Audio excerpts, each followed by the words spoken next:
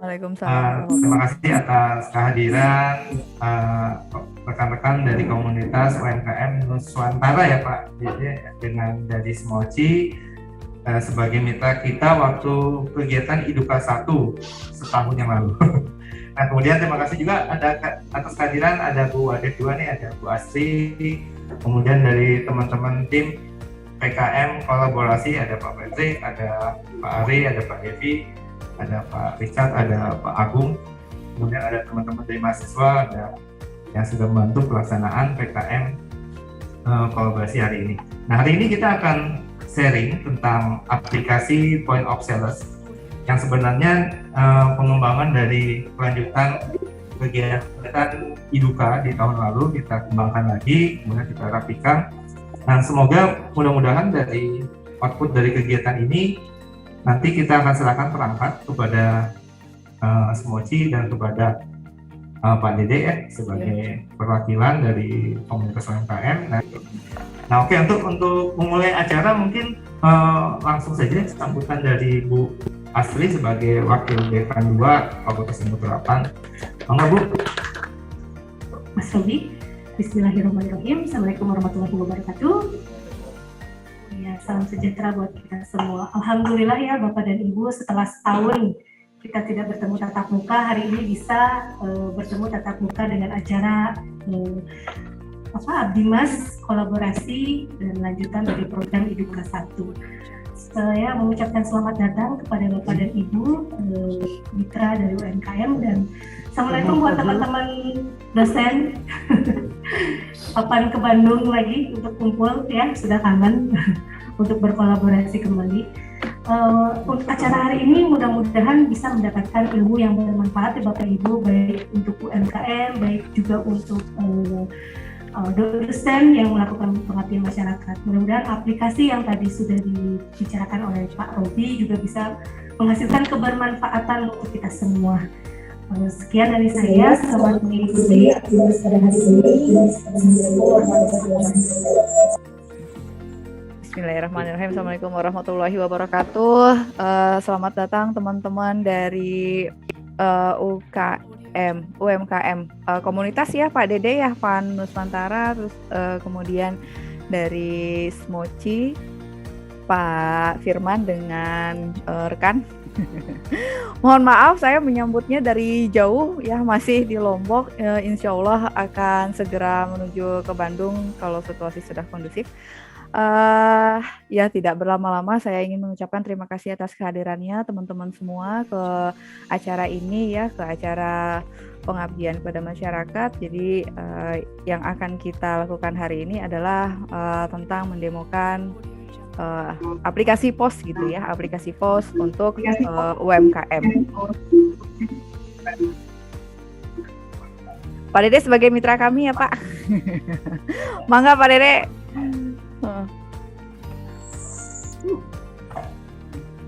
Assalamualaikum warahmatullahi wabarakatuh.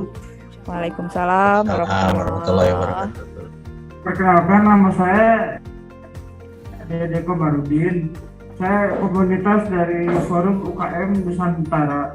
Saya juga kaget nih, tiba-tiba Bu Rini WA beberapa bulan yang lalu menawarkan bantuan alat. Aduh, nggak hujan, nggak angin, ini apa nih ada yang bantu gitu. Terima kasih Bu Rini atas penawarannya dan bantuannya. Dan ternyata setelah saya tanya-tanya juga informasinya dari Pak Firman. Terima kasih Pak Firman sudah merekomendasikan apapun bentuk bantuan untuk UMKM pasti akan diterima dan akan ada manfaatnya, baik itu sekarang ataupun nanti.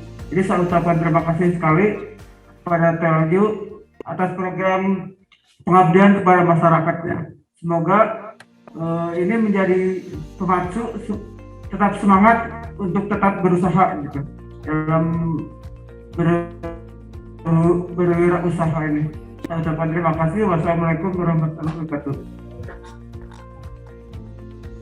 Ada banyak produk dari berbagai macam UMKM ini bisa diakomodir oleh aplikasi SMESPOS ID ini. Ya. Struktur user yang akan digunakan pada aplikasi SMESPOS ini ada banyak. yang akan saya jelaskan ini adalah user super admin. Jadi user super admin itu posisinya dia ada di atas UMKM yang melakukan registrasi gitu ya. Menu untuk user super admin ada 6 menu, ada pendaftaran UMKM, data transaksi, data UMKM, kemudian data karyawan UMKM, kategori UMKM, dan kelola user. Untuk user UMKM di sini maksudnya adalah si penggunanya adalah UMKM itu sendiri gitu ya.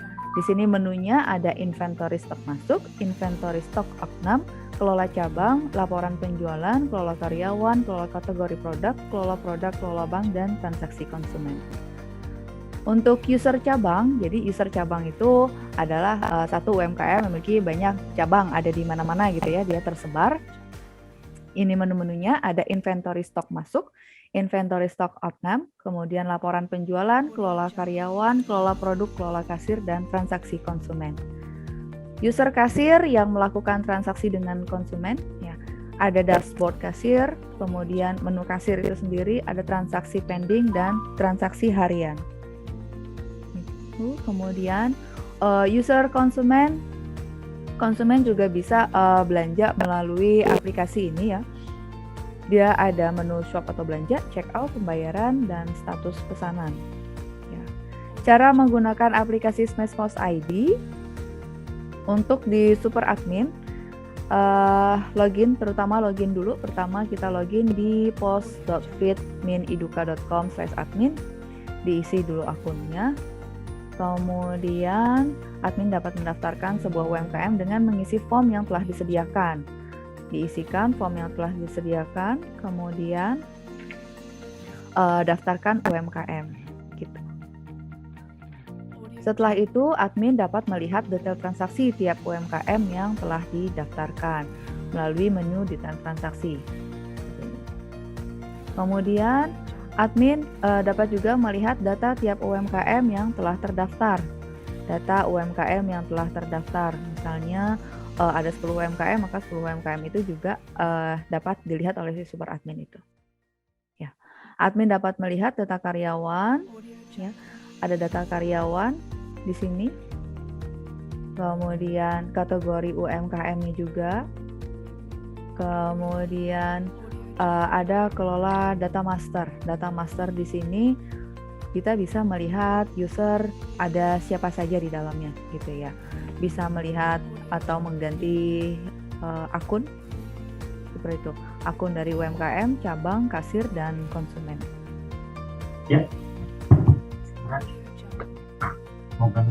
Nah, ini yang tadi didemokan untuk user admin 1.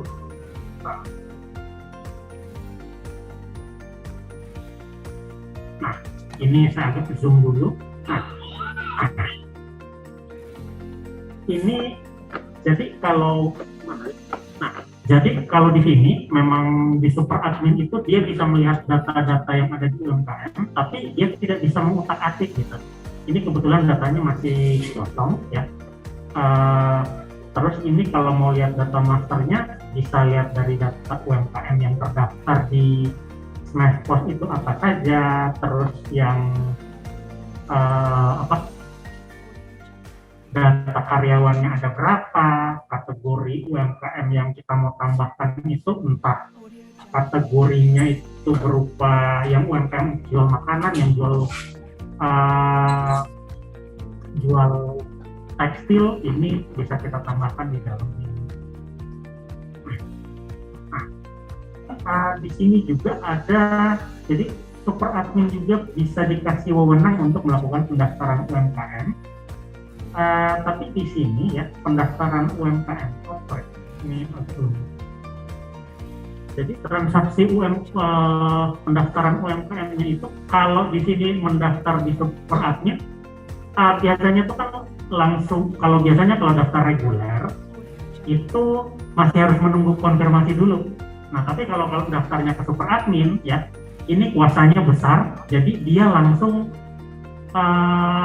di ACC dengan catatan ya mungkin terkesan kelihatannya kok kenapa langsung daftar sih ke dalam UMKM, ya ini anggapannya kalau misalkan langsung datang menghadap ke admin bawa dokumen-dokumen yang perlu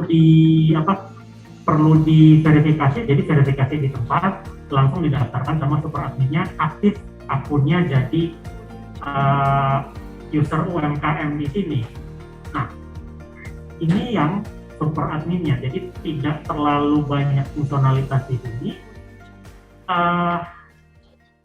Selanjutnya gimana kalau sudah terdaftar sebagai salah satu UMKM di sini? Nah, ini ada user namanya Rama Busana.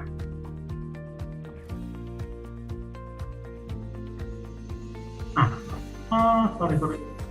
Ini bentar ya.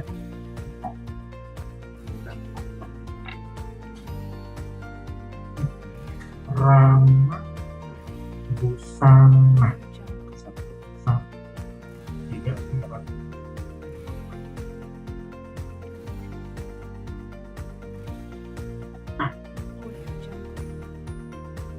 Ini kalau di dalam ini contoh UMKM yang sudah terdaftar dan bisa akunnya sudah aktif.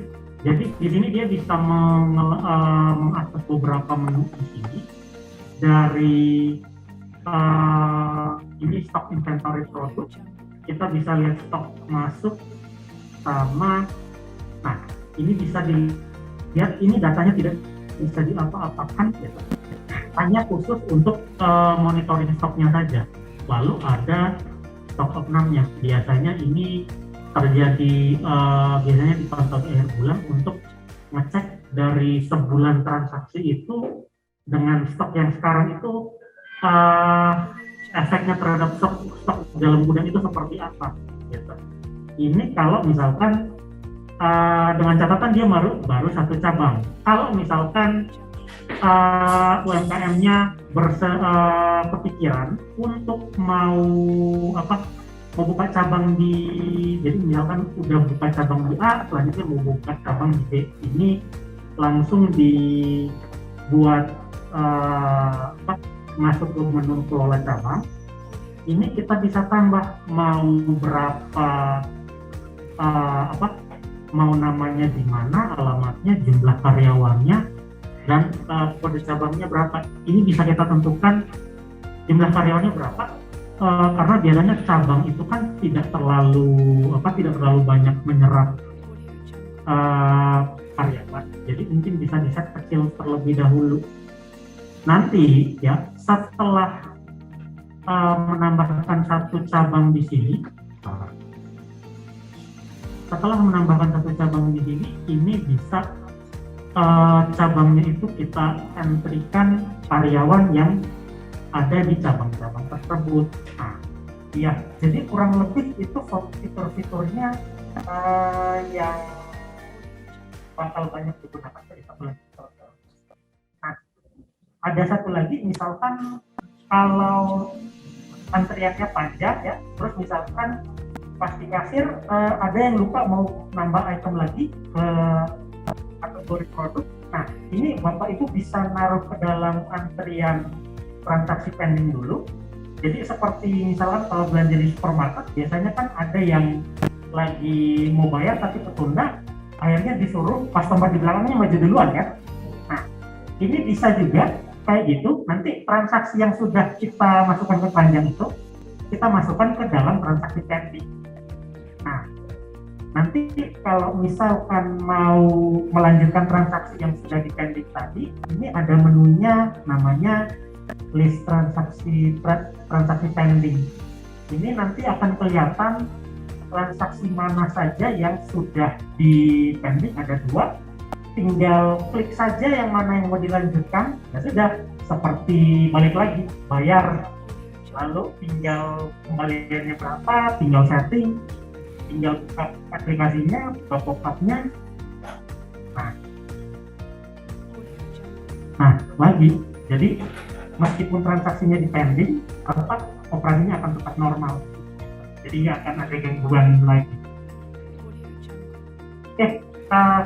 Kurang lebih Smashpost fitur-fitur pentingnya seperti itu yang bakal banyak digunakan untuk UMKM dari mendaftarnya sampai transaksi offline-nya.